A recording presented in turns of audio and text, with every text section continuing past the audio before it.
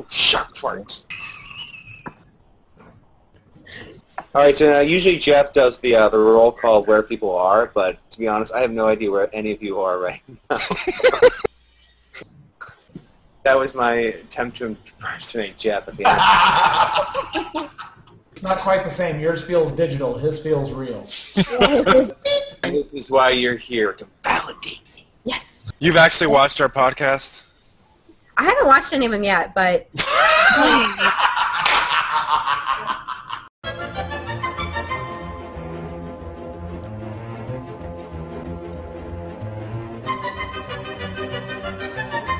I'll throw it to you. Hey, can you catch it?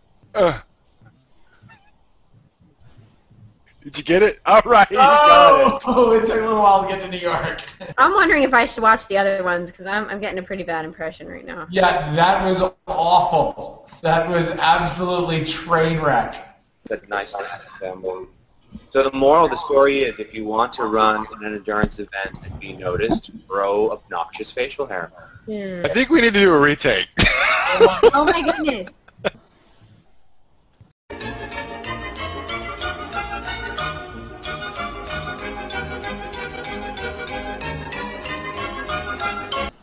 Ladies and gentlemen, on this show, too often we talk about the reasons why this country's gone astray, or we argue about the directions this country's going, paths not taken. But today, all of us have decided to sit down and say, you know what?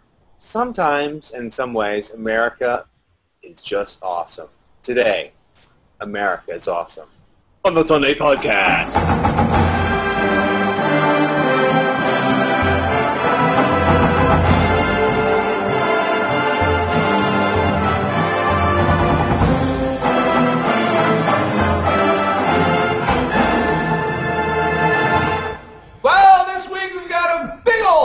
The big old cast starts off with, on my left, Frank Haddington. Say hello in Johns Creek, Georgia. Hello, Johns Creek, Georgia. No, you are from Johns Creek, Georgia. So say Hi, hello. I'm from Johns Creek, Georgia. Okay. Hello, there you go. We've got Jody Langman, Jody, yeah, there you go, chiming in from Savannah, Georgia. Say hello, Jody. Hello. There she is. All right. We've got Michelle Lynch chiming in from Gainesville, Florida, the lovely and illustrious town of our meeting. Say hello, Michelle. Hello and go Gators.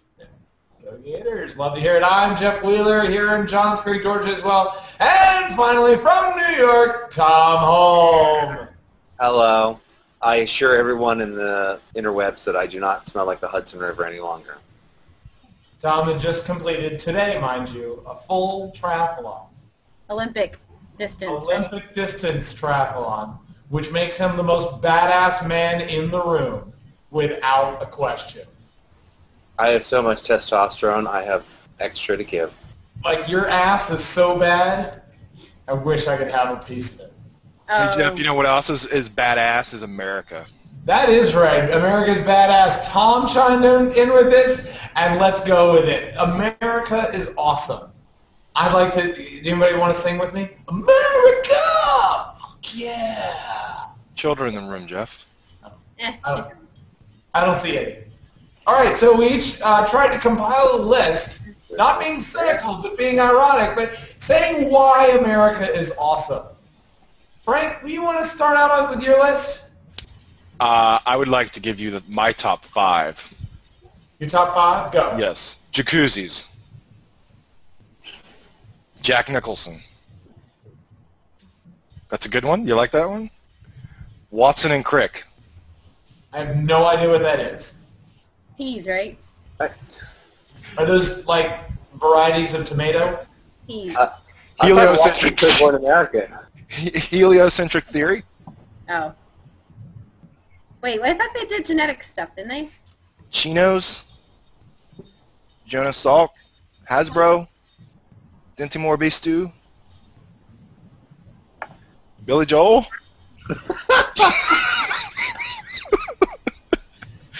That's all I got. All right, then. Let me chime in with a few of the things that I think make America awesome. Football, American football is something distinctive. Pretty much you can only find it here. Nobody else does it. They always have that one game in Cough, London. cough, Celtic football. Cough, cough, Aussie rules football. Cough, cough, rugby. I'm sorry. I'm still sick from the river. Or those things that are never quite the same or as awesome, I would say.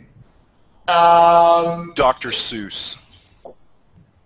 The all-night diner. I don't think you can find that anywhere else. The all-night diner that has like 6 million things on the menu, generally run by some beautiful Greek person. And not beautiful in the visual sense, but beautiful in the every flower has its own beautiful sense. And they will cook anything for you out of the smallest kitchen you can imagine, right? Cheap gas. America is awesome because we have big vehicles and cheap gas. And that is a grand, grand, grand thing. I think that we're amazing because America's got the creative talent that really entertains the whole world. Like Hollywood, Winston Churchill. all that is... What's that? Winston Churchill. Okay, that's for you. Winston Churchill's not American. Sorry. I gotta go back to Google. I just learned that on Twitter. Okay, go carry on. Culinary diversity. I think that there's more culinary diversity that you can find on the streets of pretty much any American town than you can find in most other representative places around the world. So that's my thought on that. Frozen food. The Americans love it. And God, does it really make a big difference? Frozen food? Really?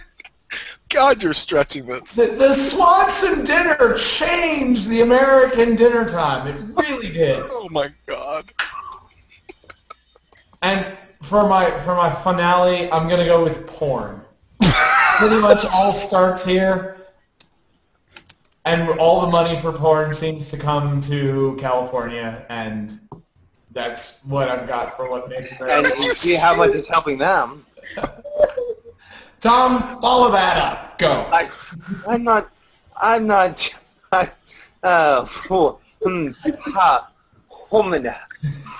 okay. So, I was going to start with women's sports, which I got guffawed at when I mentioned it, but I have to think America is pretty awesome because we have women's sports and we have professional women's sports. I don't see too many countries doing that. Like roller derby. Yeah, roller derby. I think our superheroes are better in comic books. I mean, seriously. We got Batman, Superman. You got Tintin. Who's going to win that fight? America. Fuck yeah. The Baconator and the Double Down. America's the beautiful, most beautiful country that we will not only create something like the Baconator or the Double Down, but we will eat it. America. Lifetime movies and the Lifetime channel exist to keep people like Judith Light employed. That's a good thing. Oh my God. Judith Light. Fried food at state fairs.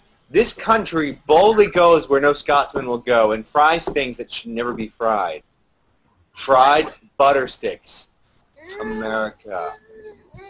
Saying things with your tongue firmly in cheek. This is the country that loves to say things firmly with a tongue in cheek. America.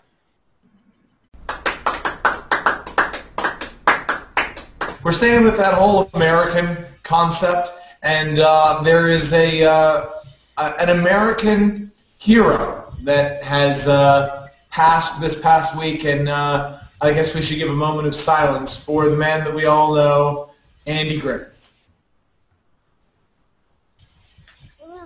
May he rest in peace. I think it's a dawning of a new age of America because I think a lot of kids these days don't even know what that is. Like, even we're all pretty much in our early, mid-20s, something like that, maybe. And we kind of remember that black and white sense of America, and I feel like maybe that's like one of the most important icons of that area. Are you tearing up right now, Frank? Me? No, my contacts start to dry after a while. Oh, okay. You're not tearing up because you're nostalgic? No, I just think Don Knotts was a good, sidekick of his, and that the banter between both of those is pretty iconic. So yeah, I go with you. And not only that, you have a little young Ronnie Howard. Yeah, little Ronnie. So when we think about those three people that were in that series, I mean, Pretty cool, man. Definitely. Apollo 13 kicks ass. Another reason why America rocks. Yeah. And on the America theme, let's go to one other thing that happened this week. I don't know if anybody saw that the San Diego fireworks show went off without delay. There was no delay between every firework that went off in their show. It was supposed to be about 20 minutes long, and there was 3 balls of fire from 3 different barges in the middle of the bay, and just the whole time. It was ridiculous. That's the story. I don't like your hand gestures. Okay. Right. It's got awkward. A little bit. Just touch. I feel like we're kind of missing out on something here. I think peanut butter is awesome, and that's something also that's American. Yeah, peanut butter, and so the whole peanut butter jelly sandwich thing. Yep, peanut butter jelly. You know that peanuts are not actually a nut? A legume.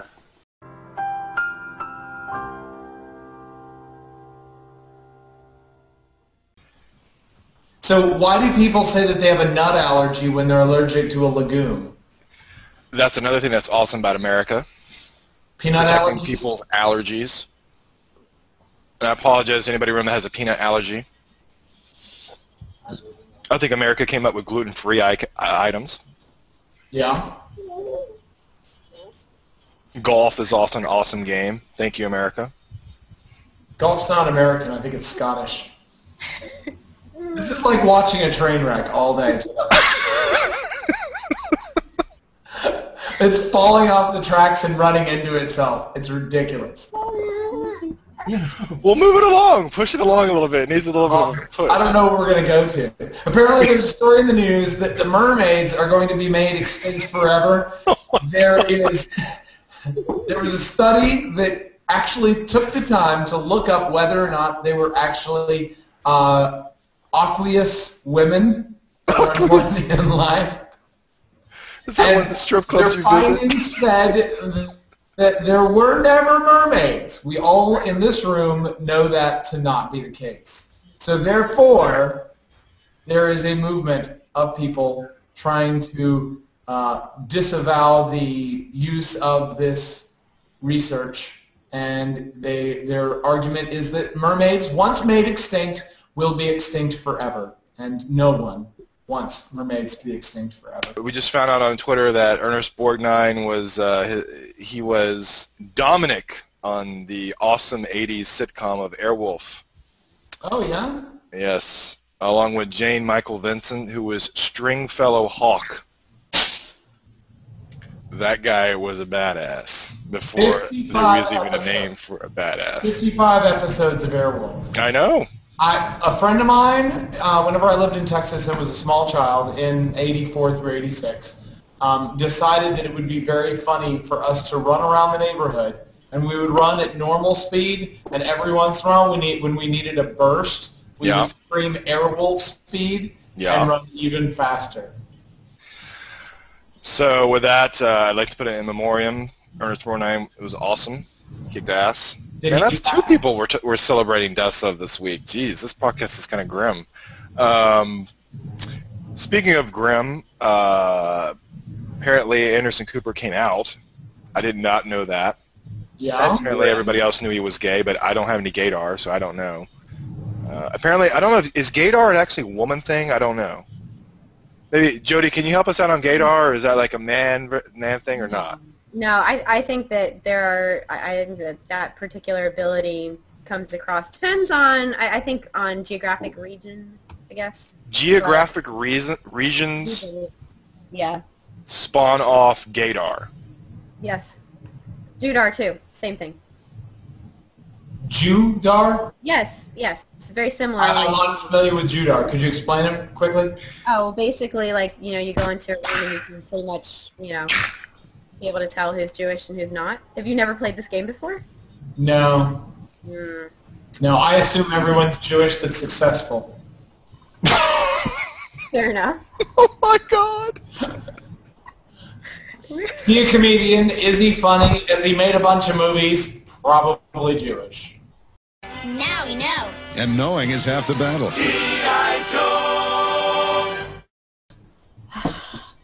But if he's Jewish, he's not a ninja. Yeah? Have you ever met a Hebrew ninja? No, you haven't. No, but I've got a bunch of Asian guys that wake up and they see each other and they go, "What up, my ninja?" I'm not. Ha, homina, ha. Okay. So. Everyone, Asshats of the Week. I ran into a Bible thumper once who was telling me how to live my life, and they had never met me before in their lives, and that kind of pissed me off a little bit. Was it a solicitation call from Mitt Romney? No, it was although I've been getting a lot of those solicitation calls from Mitt Romney. It was actually just somebody I saw on the street corner, and they said, Do you go and do this, and do you go and do that, and do you go and do the other thing? And I'm like, no. And they're like, well, you should. And I'm like, you don't know me. You don't know what my life is. You get nothing. You lose. Good day, sir.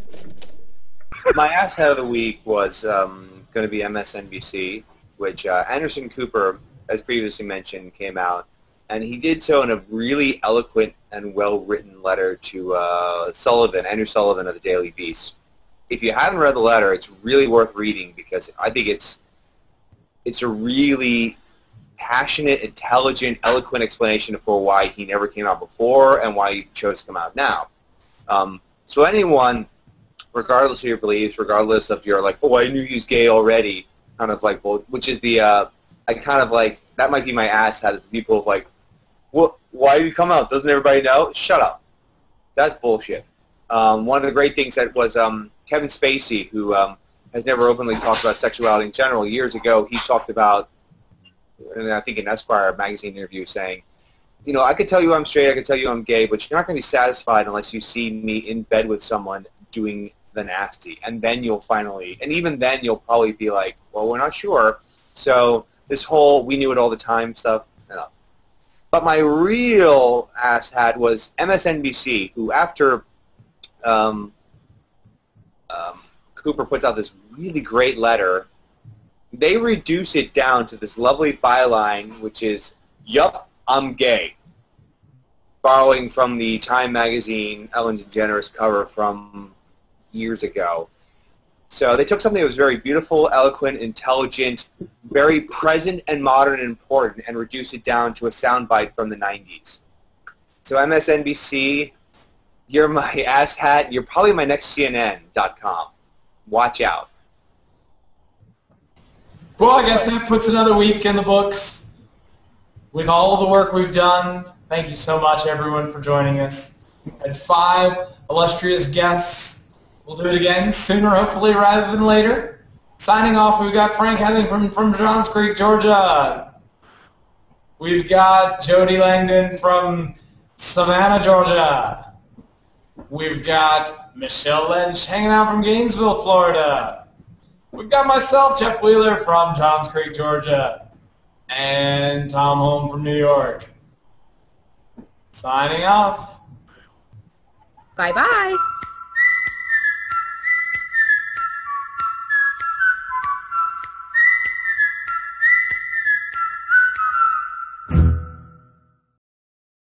Are we rolling? Yeah, we've been broadcasting for the last hour. Oh, yeah.